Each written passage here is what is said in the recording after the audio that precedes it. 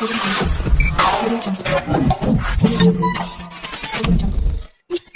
tanghali, narito po ang update sa ating minomonitor na si Typhoon Bising na may international name na Surige. Kanina pong alas 10 ng umaga, ang sentro ng mata ng bagyo ay nasa layong 235 kilometers silangan-hilagang-silangan ng Virac, Catanduanes or 360 kilometers silangan ng Daet, Camarines Norte. Napanatili ng bagyo ang kanyang taglay na lakas ng hangin na umaabot ng 195 kilometers per hour malapit sa gitna at pagbugso ng hangin na umaabot ng 240 kilometers per hour.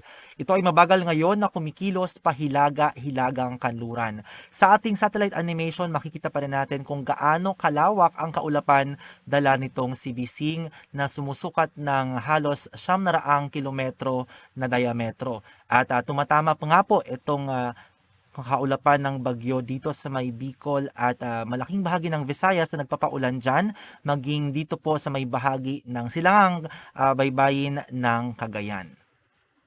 Nakataas pa rin po ang Tropical Cyclone Wind Signal number 2 dyan sa amin sa Catanduanes, sa eastern portion ng Camarines Sur, kasama dyan ang Caramoan, Garchitorena, Lagonoy, Presentacion, Sangay at San Jose.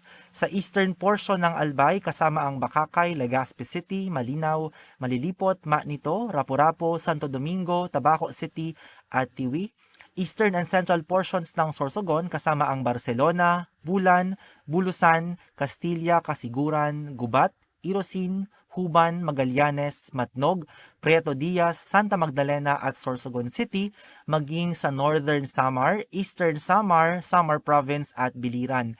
Ang mga lugar pong ito ay nakaranas ng masungit na panahon at yung pagbugso dyan ng hangin mula 61 to 120 kilometers per hour.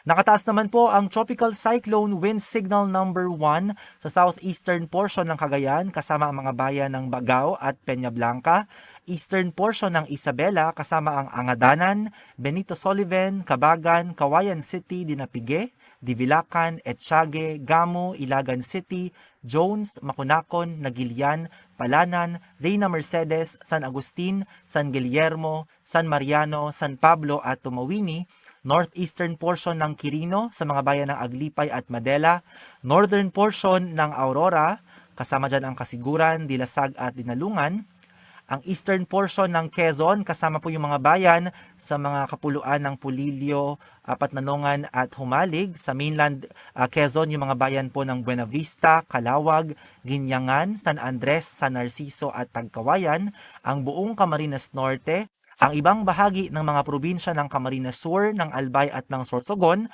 ang buong Masbate kasama na ang Ticao at Burias Islands, pati rin po ang Leyte, Southern Leyte, Northern Cebu kasama yung mga bayan sa mga kapuluan ng Bantayan at Camotes, sa mainland Cebu yung mga bayan at syudad po ng Bogo City, Borbon, Daan Bantayan, Medellin, San Remigio at Tabogon, ang buong probinsya ng Dinagat Islands at mga kapuluan ng Siargao at Bucas Grande sa Surigao del Norte. Ang mga lugar pong ito ay nakakaranas ng pagbugso ng hangin mula 30 hanggang 60 kilometers per hour.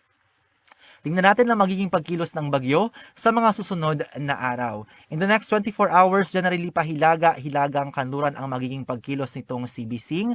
Nasa gitna pa rin po yan ng Philippine Sea. Bukas ng umaga, April 20 Martes, ang sentro ng mata ay tinatayang nasa layong 485 kilometers silangan ng Baler, Aurora. Samantalang on Wednesday morning, April 21, ang sentro ng mata nasa layong 400 kilometers silangan ng Tuguegarao City at simula po niyan ito ay posible ng lumiko at magiging pahilaga na yung kanyang pagkilos. By Thursday morning, ang sentro ng mata na sa layong 415 kilometers silangan ng Calayan, Cagayan.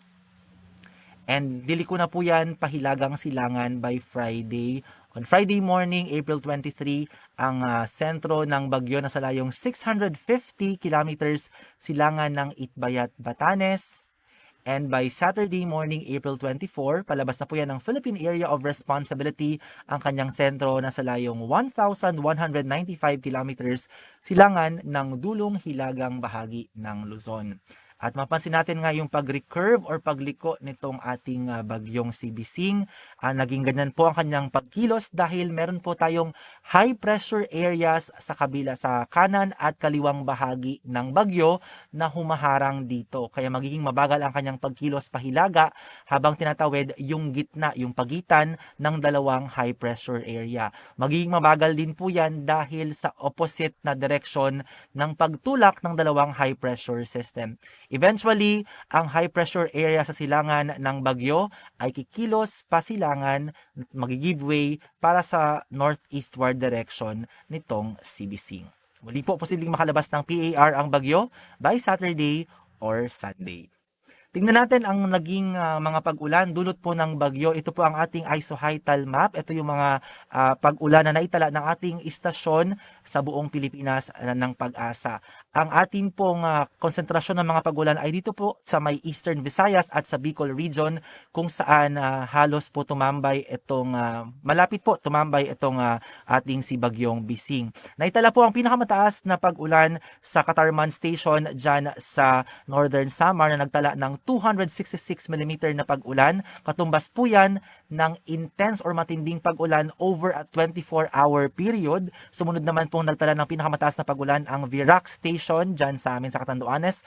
237 mm na pag-ulan. Katumbas din po yan ng matinding pag-ulan over a 24-hour period. Followed by Catbalogan City Station sa Western Samar. 124.2 mm na pag-ulan. Ibig sabihin po niyan ay heavy or malakas na pag-ulan over a 24-hour period. And then Legazpi City and Borongan City Pag-asa Stations nagtala po ng 79.4 mm na pag-ulan or moderate kapag in-average po over a 24-hour period. Meron din pong naitalang mga mahihinang mga pag-ulan sa ilang bahagi po. Pag sinabi po nating mahihina, yan po ay in-average over a 24-hour period. May mga naitalang pag-ulan dito sa may Cagayan, Isabela, sa may Central Luzon, sa ilang bahagi po ng Visayas at dito po sa may bahaging ito ng Mindanao. Pero ano pang aasahan natin? Kanina na ipakita natin sa ating satellite animation kung saan malapit po yung kaulapan ng bagyo sa may Bicol at sa Eastern Visayas. Inaasahan po ngayong Lunes, April 19, patuloy pong makakaranas ng katamtaman hanggang sa malakas at kuminsan ay matinding pag-ulan ang Bicol region at ang Samar provinces, pati rin po ang Biliran at northern portion ng Leyte. Samantalang bukas, April 20, Martes, yung katamtaman hanggang sa malalakas na mga pag-ulan, mararamdaman pa rin sa Bicol region at sa northern Samar. Samantalang sa northern portion ng Aurora at sa eastern sections ng mainland Cagayan at ng Isabela, makakaranas po ng mahihina hanggang sa katamtaman at kung minsan ay malalakas na pagbuhos ng ulan dala pa rin ni Bising. Yung ating mga kababayan sa mga nabanggit na lugar ay pinag-iingat po dahil mataas ang banta ng mga pagbaha at pagguho ng lupa, especially po dun sa mga nakatira sa tabing ilog, tabing sapa at mga bulubunduking lugar. Naglalabas po ang ating regional offices ng Pag-asa ng heavy rainfall warning kapag atin po napoproject na tuloy-tuloy ang maging malalakas na mga pag-ulan, samantalang yung ating Hydromet Division naman naglalabas ng mga flood advisories. Samantala, yung typhoon force winds ay nararamdaman po yan hanggang 110 kilometers away from the center.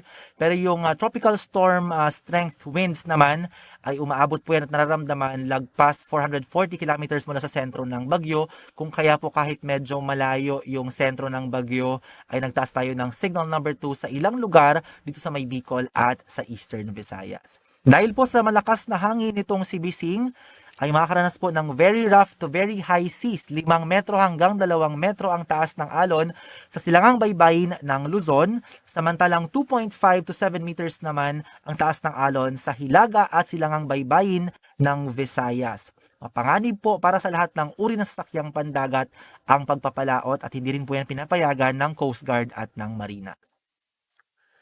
Makakaranas naman po ng maalon hanggang sa napakaalong karagatan, 2.5 hanggang 4.5 meters wave height dyan sa northern at western seaboards ng Luzon at sa silangang bahagi po ng Caraga.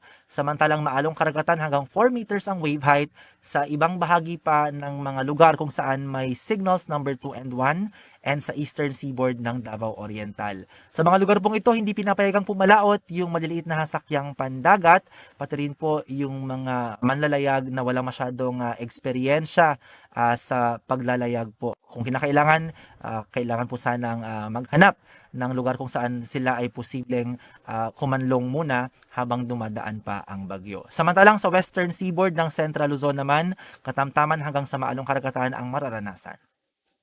Naipakita natin kanina sa ating forecast track na hanggang Wednesday evening or Thursday morning, generally pahilaga or hilagang kanluran ang magiging pagkilos nitong si Bising. Pagkatapos po niyan, magsisimula na itong lumiko, pahilagang silangan or hilagang silangan palayo sa Luzon landmass. Muli po, maaari nang makalabas ng Philippine Area of Responsibility itong si Bising by Saturday or Sunday. Inaasahan pa rin po ang tuloy-tuloy na dahan-dahang paghina ng bagyo mula sa current intensity niya hanggang ito ay makalabas ng Philippine Area of Responsibility.